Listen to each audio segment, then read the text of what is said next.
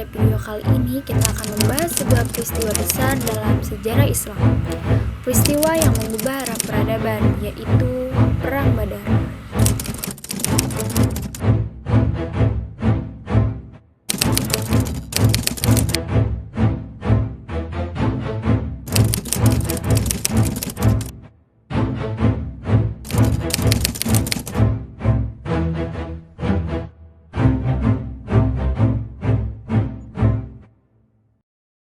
Sebelumnya perkenalkan, nama saya Agnolia Ramadhani dengan NIM 2530101093 kelas 1 PAID.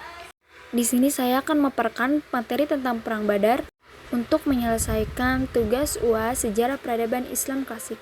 Mari kita simak materi berikut ini.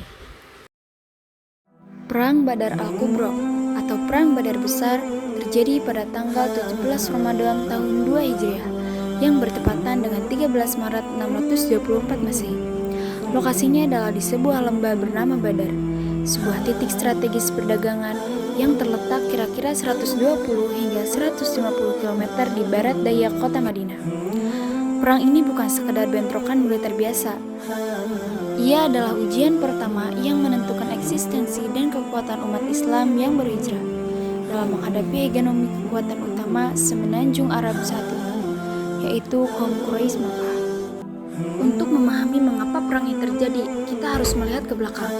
Konflik ini bukanlah soal merebut wilayah, melainkan akumulasi dari perjuangan panjang yang getir yang dialami kaum muslimin selama lebih dari 1 dekade di Mekah.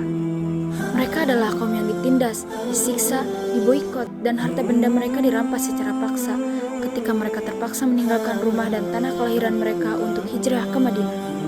Quraisy yang merasa terancam dengan munculnya kekuatan baru di Madinah yang dipimpin Nabi Muhammad SAW terus berupaya memadamkan cahaya Islam.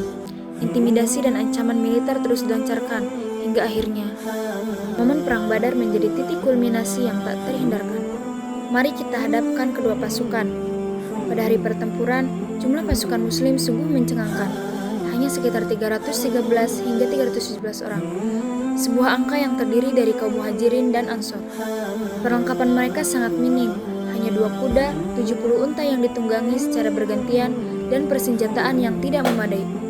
Di sisi lain, kaum Quraisy Makkah datang dengan kekuatan penuh dan rasa percaya diri yang sombong. Jumlah mereka mencapai sekitar 1000 prajurit, dilengkapi dengan 100 kuda yang siap tempur, ratusan unta, serta logistik dan peralatan tempur yang lengkap. Jika diukur dengan logika perang material semata, kemenangan bagi umat Islam adalah sebuah kemustahilan yang nyata. Namun, di tengah keterbatasan itulah kepemimpinan dan kecerdasan Nabi Muhammad SAW bersinar.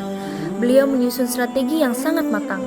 Atas saran dari sahabat Al-Khubab bin Al-Munzir, pasukan ditempatkan di dekat satu-satunya sumur di Badar, memungkinkan mereka menguasai sumber air dan memblokir akses Quraisy. Sebelum pertempuran massal, tradisi Arab mengharuskan adanya duel 1 lawan 1 atau mubarozah. Disinilah keberanian para sahabat menorehkan sejarah.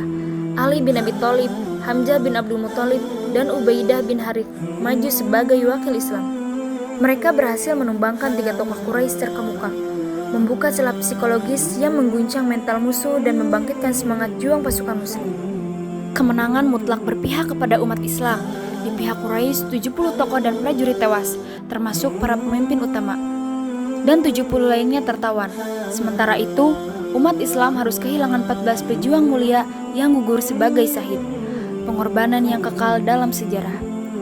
Kemenangan Badar memiliki dampak politik dan psikologis yang luar biasa. Ini tidak hanya meneguhkan keberadaan umat Islam di Madinah, tetapi juga meningkatkan kekuatan politik dan moral mereka di mata suku-suku Arab lainnya. Ia adalah bukti nyata dari pertolongan Allah kepada hamba-hambanya yang beriman, berkorban, dan tangguh dalam strategi. Kisah luar biasa ini diabadikan langsung dalam kitab suci kita, sebagai pengingat abadi akan janjinya.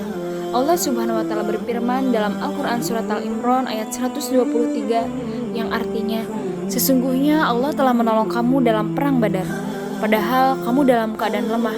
Karena itu bertakwalah kepada Allah agar kamu mensyukurinya. Perang Badar mengajarkan kepada kita sebuah pelajaran universal yang melampaui batas waktu, bahwa kemenangan sejati tidak pernah ditentukan oleh jumlah pasukan atau kemewahan perlengkapan semata. Kemenangan hakiki terletak pada kedalaman keimanan, keunggulan strategi, persatuan barisan, dan keyakinan penuh bahwa pertolongan Allah Subhanahu wa Ta'ala akan selalu datang bagi mereka yang memperjuangkan kebenaran. Terima kasih banyak telah menyimak kisah heroik yang penuh makna ini. Semoga video ini bermanfaat dan sampai jumpa.